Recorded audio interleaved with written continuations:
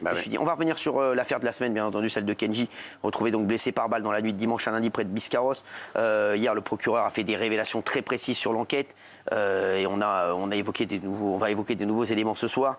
Comment va-t-il aujourd'hui? Va-t-il pouvoir rechanter rapidement? Qu'en pensent les managers du chanteur? On va revenir sur toutes ces interrogations. Et déjà, le procureur, parce qu'il a été assez critiqué, le procureur, et il a dit qu'il avait pris contact avec Kenji, c'est que Kenji lui avait autorisé à dire tout ce qu'il avait dit, c'est ça, hein? Oui. Ce qu'il le dit d'ailleurs en début de conférence de presse, regardez. Pareil.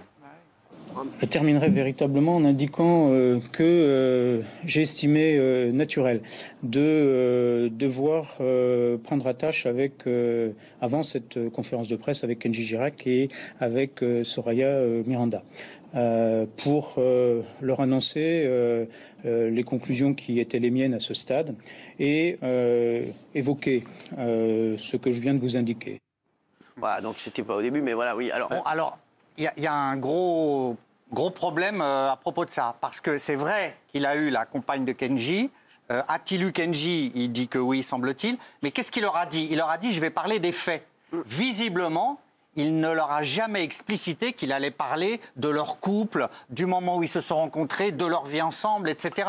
C'est-à-dire qu'il allait faire une sorte de diaporama de la vie entière de Kenji avec sa compagne. Et ça pose problème, parce que jusqu'où un procureur peut aller? Voilà. Alors, il n'y a pas de secret de l'instruction, parce qu'il n'y a pas d'instruction, c'était une enquête préliminaire. Mais c'est vrai que tout l'entourage de Kenji, Cyril, vous le disiez, est choqué par cet étalage de la vie privée de Kenji et de sa compagne. Il y en a beaucoup qui ont réagi, notamment Vianney. Oui, beaucoup. Vianney a dit, on se croirait dans la presse. Il y a eu plus de 80 000 retweets sur le tweet de Vianney. 800 000, Cyril. 800 000. C'est-à-dire que Vianney a dit, en gros, c'est fait pour la presse People. C'est un procureur qui se préoccupe de la presse People. Et personnellement, je trouve que cet étalage de vie privée, parfois déconnecté de l'affaire, il est étonnant. Quand il a bu, Kenji jette des affaires dans la pièce, fracasse. C'est pas déconnecté de l'affaire. C'est pas déconnecté de l'affaire, je pense. Bah non, ça fait partie. Vous savez, dans une enquête, c'est un contexte, exactement. Elle a raison, Benaïm. C'est un contexte. C'est comme si tu dis. Non, mais je suis désolé. Un drame, il n'arrive pas à être tu disais le contraire hier, donc tu as encore changé d'avis. Ah non, et surtout, vous ne m'avez pas interrogé là-dessus. Non. J'ai bien fait. Non, grâce aux propos du procureur, ça a mis un point à tous les bavardages. Parce que justement, c'est en donnant le contexte et les détails avant et après le fait divers, je pense qu'à partir de là, les rédactions vont rester muettes, à mon sens, pour tout ce qui avait été imaginé 4 jours plus tôt. On a tout entendu, le guet-apens, la vengeance, le suicide, on avait entendu l'adultère, on a tout entendu. Donc du coup, ça a mis un point. Et je pense que c'est volontairement avec l'accord, justement, de Kenji Girac, pour nettoyer la table, parce que c'est quand même insupportable. On accusait tout le monde, souvenez-vous. Il faut se remettre dans les bavardages. J'aimerais qu'on soit dans l'info. Comment va Kenji aujourd'hui? Est-ce qu'il va sortir bientôt? Est-ce qu'il va rechanter? Que dit son entourage? Dites-moi. Il est en convalescence, il va mieux, mais ça va durer plusieurs mois. Plusieurs mois. Alors, il y a déjà 30 jours d'ITT, mais ça, c'est pas le problème. Le problème, c'est la longueur. Le poumon a été touché et il a du mal à respirer. C'est vrai qu'il a été entendu pendant presque 3 heures, il a pu parler, mais il a des difficultés respiratoires. Alors, le procureur a dit, je sais, quand il sortira de l'hôpital, ça veut donc dire qu'il y a une sortie prévue. C'est déjà une très bonne nouvelle. Et le procureur a dit, bien entendu, pour éviter les paparazzis, je ne dirai pas quelle est la date de sortie. Mais la convalescence sera très très longue. On parle de plusieurs mois. Il faudra attendre vraiment très longtemps avant que Kenji puisse rechanter. Le truc, c'est qu'après tout ce qui a été dit, ce qu'a dit sa femme, mine de rien, aux enquêteurs, etc., est-ce que l'ambiance aujourd'hui, elle doit être quand même compliquée, non? C'est très compliqué. Et c'est ce que je disais aussi. Le grand déballage fait que c'est vrai que la solidité du coup va être mise à rude épreuve. Et le procureur a classé l'affaire sans suite. D'accord. C'est-à-dire que Kenji ne sera même pas, semble-t-il, poursuivi pour usage de stupéfiants, cocaïne, ni même, semble-t-il également, par rapport à l'arme. Voilà. Il ne sera pas poursuivi. C'est classé sans suite. Mais il se pose quand même beaucoup de questions. Il buvait de l'alcool, il prenait de la cocaïne. Il faudra un protocole de soins. Non, mais ça, c'est positif ce que je dis. Il faudra un protocole de soins, une désintoxication pour qu'il puisse aller mieux. Moi, je voudrais dire aussi, il y a énormément de gens, après avoir vu les déclarations du procureur, qui ont dit « Ah, c'est pas le gentil Kenji qu'on connaît, etc. » Alors, je vais vous dire un truc, ça n'a rien à voir. Kenji, moi, je le connais et je l'ai vu. On a fait de nombreuses émissions avec lui. c'est un mec d'une gentillesse incroyable. Oui, Il demande rien. Il a toujours été avec les équipes incroyables. Sa famille, c'est des amours.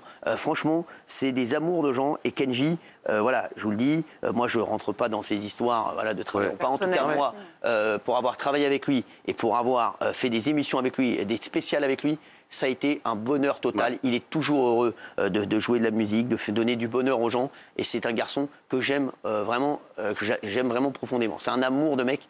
Et voilà, c'est un mec qui est toujours le sourire. Et je vais vous dire, voilà, même moi de savoir, moi ce qui m'a le plus peiné dans cette histoire, c'est de savoir que Kenji était mal. Voilà, en fait, moi, c'est le truc qui m'a le plus peiné dans cette affaire. Mais, au début, on était tous inquiets, on s'est dit est-ce qu'il va s'en sortir. Là maintenant, on est heureux qu'il s'en sorte.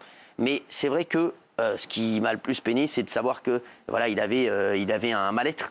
Et parce que j'aime tellement ce garçon et à chaque fois que je le vois, c'est un bonheur à lui tout seul. Il sourit tout le temps, il est toujours content, il est toujours il est toujours heureux de donner du bonheur aux gens, ce que je disais. Et de le voir et de savoir qu'il n'est pas bien, ça a touché tout le monde. Bien sûr. Et c'est pas le premier artiste. Oui, mais on parle de lui, là. Oui, je parle de Kenji, mais Johnny avait fait une tentative de suicide aussi en 67 comme ça. Il avait avalé une bouteille d'éther, des barbituriques et s'était ouvert les veines. Justement, tout le monde s'interrogeait en 67, savoir s'il allait remonter sur scène. Et puis finalement, il a fait une carrière incroyable parce que le public, ce qui se passe, c'est que ça, c'est un appel au secours quelque part. Et le public, d'un seul coup, va donner à Kenji, dans ses futurs mois de carrière, 3 fois plus d'amour encore qu'il n'a eu jusqu'à maintenant. Elles sont sur les infos sur Kenji. Voilà, aujourd'hui, donc, ça en est où? Est-ce qu'on sait ce qui va se passer? Classement sans suite. Donc maintenant, il faut qu'il reconstruise aussi son couple. Donc la fin de l'histoire. Oui, fin de l'histoire judiciaire. Il n'y aura pas de poursuite. La tentative de suicide, alors tentative de suicide simulée ou non, n'est pas répréhensible en France. Dans certains pays, ça l'est, pas en France. Donc voilà, il a voulu se faire du mal à lui-même. Il ne sera pas poursuivi pour ça. Malgré tout, on peut quand même avoir une pensée pour sa femme. Parce que c'est traumatisant de voir un type qui vous dit un chantage, parce qu'il a fait un chantage. Je vais me tuer si tu me quittes. Donc c'est une violence aussi pour sa femme. Et moi, je pense aussi à sa petite fille qui a peut-être assisté à son papa qui a essayé de se tuer ou faire semblant de se tuer. On ne sait pas vraiment. Mais il faut aussi avoir cette pensée-là. Et c'est vrai, moi, Kenji, c'est un garçon extrêmement charmant, mais ça reste quand même quelque chose, moi, je trouve. On ne parle pas assez de cette femme qui a vécu quelque chose quand même là, d'un chantage. Même après tout ce qu'elle a dit sur la communauté gitane, comment ça va se passer derrière? Parce qu'il y a beaucoup de gens aussi, et c'est ce que me disait un pote, un animateur très connu que vous connaissez tous, qui m'a écrit hier, qui m'a dit, moi maintenant je suis très inquiet pour sa femme, parce que voilà, comment ça va se passer derrière pour le couple, et comment ça va se passer, comment elle va être acceptée à nouveau, parce que c'est vrai que là, après tout ce qui a été dit, ça peut être compliqué. Hein. Oui, d'autant qu'elle a énormément parlé au procureur, et elle a confié les difficultés du couple, c'est-à-dire qu'ils se rencontrent en 2014, ils vivent ensemble en 2020, c'est pas évident, elle est mal acceptée, donc c'est très difficile pour elle. C'est aussi pour ça, encore une fois Cyril, moi j'étais pas d'accord, mais c'est aussi pour ça que le procureur s'est étendu en long et en large. C'est pour expliquer qu'elle n'y était pour rien. Voilà. Et dans les propos du procureur, il y a aussi une volonté de réconciliation générale. Après, ça va être difficile pour elle parce qu'elle n'était pas acceptée. Parce que vis-à-vis des parents de Kenji, c'est très compliqué. Voilà. Parce qu'elle ne veut plus du mode de vie, des déplacements, des voyages. Elle veut que l'enfant soit scolarisé. Elle ne veut plus qu'il y ait plusieurs mois de déplacement. Donc, elle voulait faire changer son mode de vie à Kenji. Et ça va être très compliqué dans l'avenir, effectivement. Voilà. Il y a une partie reconstruction du couple qui, maintenant, va être entamée. Voilà. Ça. Et aussi et la famille, parce qu'il y en a beaucoup qui disent comment elle peut...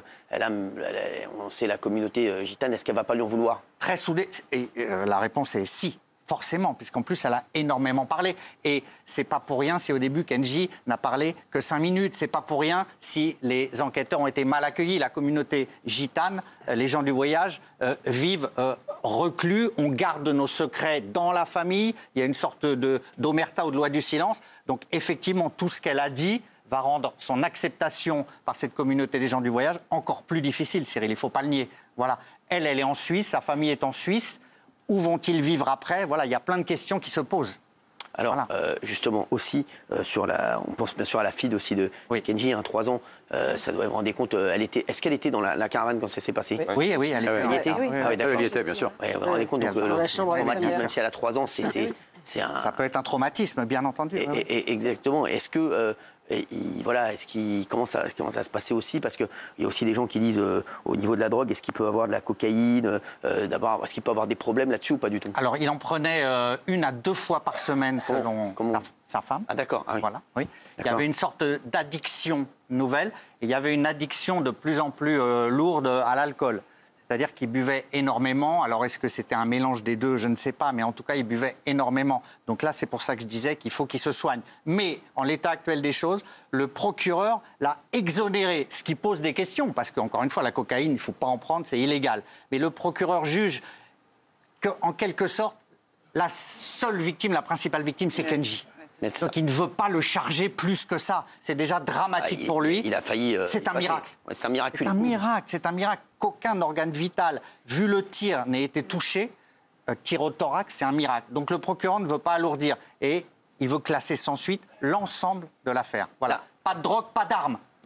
L'arme. Est-ce que Kenji peut suivre des cures, voilà, pour essayer de sortir de ça, parce qu'on a envie qu'il aille mieux, Kenji aussi, parce qu'on a peur pour lui après, même pour sa santé plus tard, parce que là il s'en est sorti, on n'a pas envie qu'il y ait un autre drame. Bien sûr, vu la lourdeur de l'addiction, vu parfois, entre guillemets, des cuites de 48 heures, explique sa compagne, vu son comportement quand il revient, il a bu, etc., elle lui dit de sortir. Aucune violence conjugale aussi, ça a beaucoup joué, Cyril. Ça a beaucoup joué. Voilà, il faut le préciser. Hein. Jamais quand je vous dis que c'est un amour de mec. C'est très important. Kenji, c'est un amour de mec. Voilà.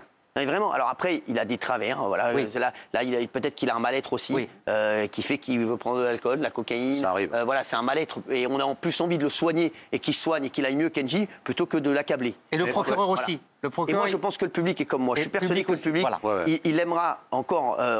Pas encore plus, mais parce que tout le monde aime Kenji. Je pense qu'on l'aimera. Moi, je l'aime toujours. Il n'y a rien à changer.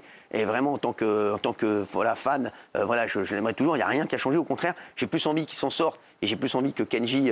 Après, toutes les légendes, je le dis, c'est ce que vous disiez un petit peu tout à l'heure, ont des histoires aussi des stars, des mal-être. Voilà, et ça les a toujours rapprochés du public. Hein. Absolument. C'est vrai. Complètement. Que vous prenez Mike Brandt, Dalida, qui ont fait des tentatives aussi comme ça. Mike Brandt, souvenez-vous, il a été sauvé par Sabot. Sabot, il est sauté du 5e étage de l'hôtel de la Paix de Genève, chambre 510, 509. Ouais. Il a sauté, il est accroché par la talon de la botte du 3e étage. Il était en babouche, c'était terminé. En